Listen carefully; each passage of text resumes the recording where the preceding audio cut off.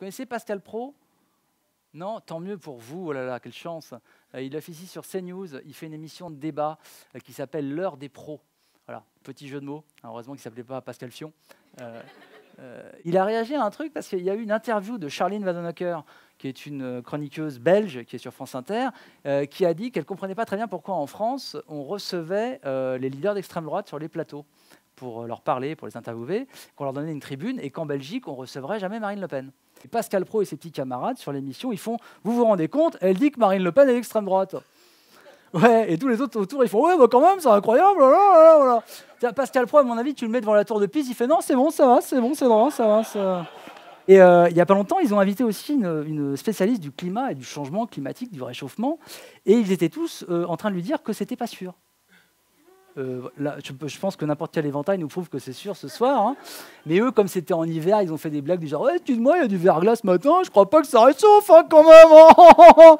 Hein, ce qui montre que c'est quand même des gens qui ont vraiment un sacré niveau. Et la meuf leur a fait remarquer que c'était des imbéciles. Et alors ils se sont énervés, genre quoi, on n'a pas le droit d'exprimer son opinion? Non, quand t'es con, t'as pas le droit.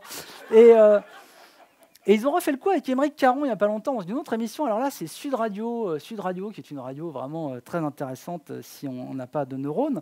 Et Sud Radio, pareil, ils ont une émission de débat qui s'appelle Les Grandes Gueules, où les mecs, ils osent dire des trucs, n'importe qui dit quand il est bourré. Et ils le disent à Jean.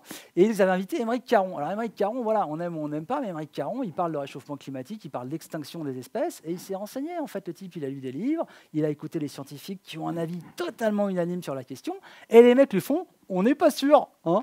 Le réchauffement climatique, on n'est pas sûr. » Et d'ailleurs, on va prendre Michel, qui est un auditeur. Michel, alors vous y croyez au réchauffement climatique? Et Michel, il fait « non, moi, il me semble que non, parce que chez moi, il y a du verglas et tout. » Et Émeric Caron, il fait « écoutez, je suis désolé, je sors. » Et il se barre. Et les autres font « oh, bah, il ne veut pas débattre. Oh, il veut pas. Oh, il veut pas. » C'est des émissions de flux qui n'ont été créées que pour remplir les trous entre les vraies infos. Hein. C'est-à-dire qu'en fait, voilà, quand on n'a pas d'infos, c'est un peu l'équivalent de manger en permanence pour chier tout le temps, en fait. Et d'ailleurs, il y a un thème qui revient très très souvent dans les émissions comme celle de Pascal Praud, c'est l'islam. Et le voile, enfin les voiles reviennent très souvent aussi. Plusieurs personnes dernièrement ont fait remarquer à tous ces gens qui croient savoir des choses qu'il n'y a jamais de femme voilée qui vient parler avec eux, en fait. Il n'y a jamais une femme voilée sur le plateau à qui on demande son avis. Et c'est vrai, ce serait bien de pouvoir débattre voilà, entre femmes voilées, personnes qui n'aiment pas le voile, femmes qui a arrêté de mettre le voile, tu vois. Mais ça reste un débat, on est d'accord. Hein, parce que pour moi, ça n'est évidemment pas une parole scientifique ou une vérité absolue. C'est juste un témoignage. Si une femme voilée se sent bien avec son voile, bon, bah voilà, c'est cool. Voilà. Il y a peut-être un nudiste qui va dire, moi, je me sens bien les baloches à l'air. Moi, je dirais, bah oui, mais moi, ça me file des coups de soleil. Chacun son truc, tu vois. Par exemple, moi, il se trouve que la circoncision, bon, je connais, puisque j'ai droit à un coup de sécateur.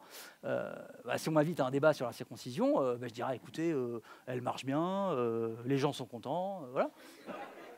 Mais en soi, ça ne veut pas dire que c'est bien ou pas bien la circoncision. C'est juste mon avis, c'est un témoignage. Après, attention, je trouve ça important que les gens prennent position. Par exemple, si on dit, voilà, est-ce que vous pensez que les noirs et les blancs doivent être séparés dans les bus? Je ne vais pas dire, écoutez, j'ai pas d'avis, demandez à Rosa Parks. Hein, voilà.